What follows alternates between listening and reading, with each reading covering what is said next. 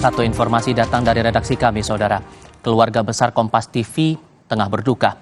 Gatra Ulido Hutajulu, produser program Sapa Indonesia Pagi, meninggal dunia Jumat 29 Desember 2023 di Rumah Sakit Darmais, Jakarta Pusat.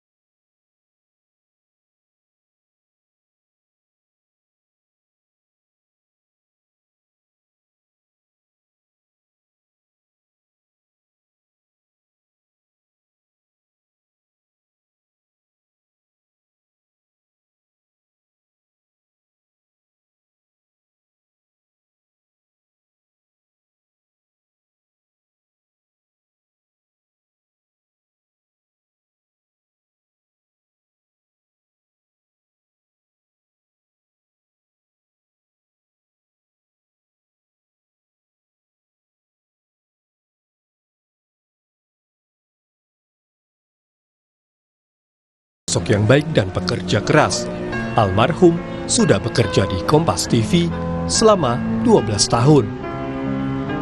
Selamat jalan Gatra, kebaikanmu, kerja kerasmu, dan karyamu akan selalu kami kenang. Iksan Apriansah, Hidayatul Mulyadi, Kompas TV.